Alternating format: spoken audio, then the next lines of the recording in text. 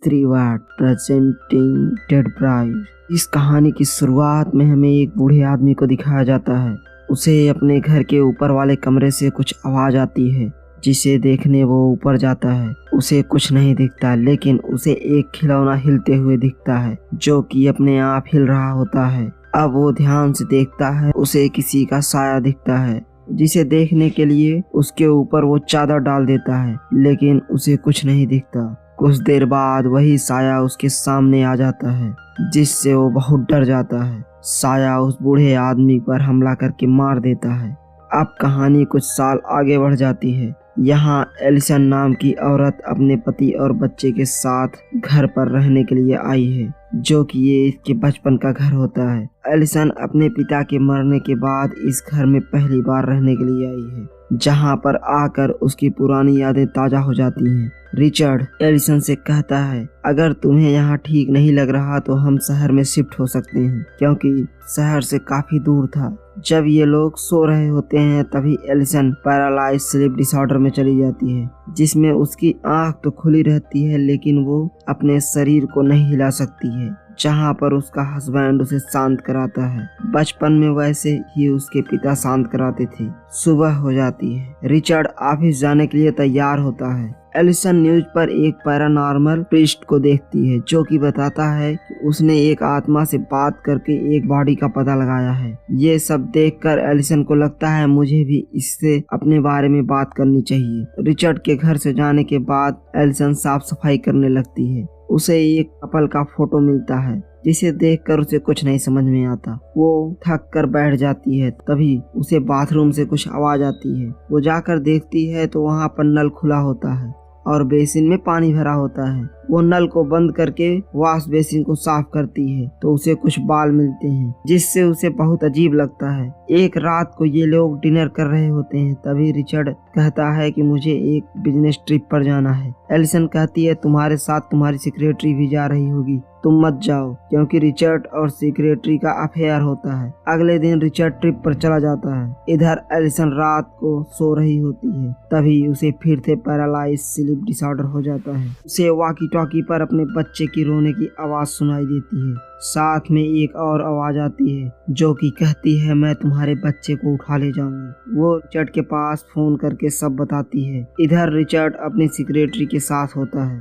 Richard कहता है ये सब बस तुम्हारा एक वहम है। एलिसन को एक वीडियो मिलता है जिसमें एक प्रीस्ट उसकी माँ के ऊपर कुछ मंत्र पढ़ रहा होता है। जब वो उस प्रीस्ट के पास जाती है तो वो उससे कुछ नहीं बताता और दरवाजा बंद कर लेता है। एलिसन घर आ जाती है। तभी प्रीस्ट उसके घर आता है, जो कि उसे बताता है कि तुम्हारी माँ एक आत्मा के कब्जे में थी, जिस पर कोई मंत्र नहीं काम कर रहा था, इसीलिए तुम्हारे पिता तुम्हें दूसरे के पास भेज दिए थे। ये बात कर रहे होते हैं तभी वहाँ पर रिचर्ड आ जाता है, जो इनकी बातें सुन लेता है और वो प्रीस्ट को भगा देता है। प्रीस्ट घर जा रहा होता है तभी उस पर एक आत्मा अटैक करके उसे मार देती है। इधर एलिसन को वही प्रीस्ट दिखता है। ये कितना अजीब होता है कि प्रीस्ट तो मर चुका है, फिर इनके घर में कैसे आया।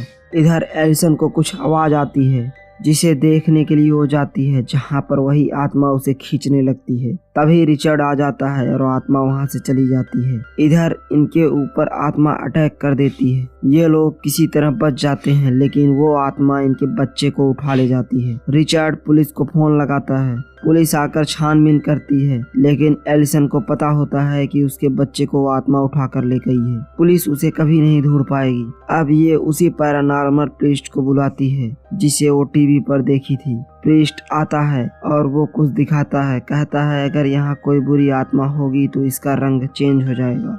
जब प्रीस्ट चेक करता है उसे पता चल जाता है कि आत्मा ही बच्चे को ले गई है। ये लोग प्रीस्ट से पूछते हैं कि मेरा बेटा कैसे वापस आएगा, जिस पर प्रीस्ट कहता है कि तुम्हें उस आत्मा की दुनिया में जाना होगा और अपने बच्चे को वापस लाना होगा। प्रीस्ट कैंडल जलाकर मंत्र पढ़ता है और दूसरी दुनिया में चला जाता है, जहाँ पर वो वही आत्मा होती है, लेकिन वो गायब हो जाती है। प्रीस्ट दीवार पर कुछ देखता है और असल दुनिया में आकर बताता है कि एलिसन, ये आत्मा तुम्हारी पहली नानी है जो कि डेमन की पूजा करती थी, जिसके बाद डेमन उन्हें अपने कब्जे में ले लेते हैं और इस वजह से तुम्हारे नाना उन्हें मार देते हैं और वही तुम्हारी माँ की बहन को भी उठाकर ले गई थी। रिचर्ड पूछता है कि आखिर वो बच्चों को क्यों ले जाती हैं, जिस पर प्रीस्ट बताता है जब वो मरी थी तो वो प्रेग्नेंट थी। अब ये लोग अपने बच्चे को लाने के लिए फिर से मंत्र पढ़ते हैं। एलिसन दूसरी दुनिया में आ जाती है जहां वो एक बॉक्स में बंद होती है, लेकिन वो वहां से निकल जाती है और वो अपने माँ से मिलती है जो उसे बहुत लाड प्यार कर रही होती हैं। लेकिन एलिसन कहती है कि मुझे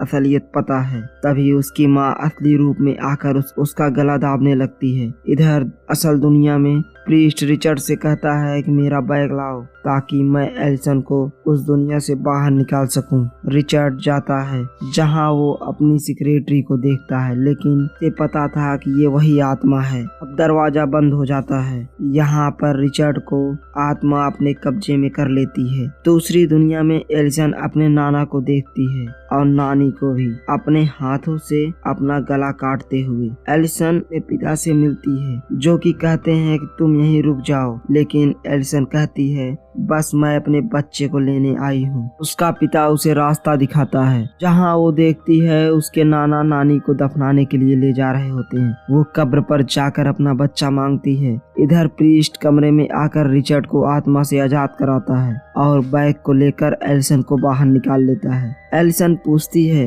क्या मैं अपने बच्चों को वापस ले आई, लेकिन प्रीस्ट कहता है नहीं। तभी इन्हें बच्चे की रोने की आवाज आती है। जब ये जाकर देखते हैं तो इनका बच्चा रिचर्ड के हाथ में होता है, जिसे देखकर प्रीस्ट काफी खुश होता है और वो वहाँ से चला जाता है। कुछ दिन बाद प्रीस्ट फिर से इनके घर आता है और रिचर्ड बताता है कि हम इस घर से शिफ्ट हो रहे हैं। प्रीस्ट अंदर जाता है और बच्चे के हाथ में वही क्रिस्टल देता है और उसका रंग चेंज हो जाता है, जिसे देखकर प्रीस्ट कहता है कि इस घर में बहुत खतरनाक आत्मा है। तभी वहाँ पर एलिसन आ जाती है जो कि प्रीस्ट से कहती है वेलकम और उसे रॉड से मार देती है। वहाँ पर रिचर्ड जब प्रीस्ट की बॉडी को देखता है तभी उसे बेसमेंट से कुछ आवाज आती है। जब वो जाकर देखता है तो उसका बच्चा डेमन के हाथ में होता है। पीछे से एलिसन आकर उसको भी मार देती है और कहानी इसी सस्पेंस के साथ खत्म हो जाती है। एलिसन, बच्चा और डेड ब्राइड का क्या होगा? अगर कहानी पसंद आई है तो वीडियो को लाइक और चैनल को सब्सक्राइब कर लीजिए। Thank you for watching mystery world.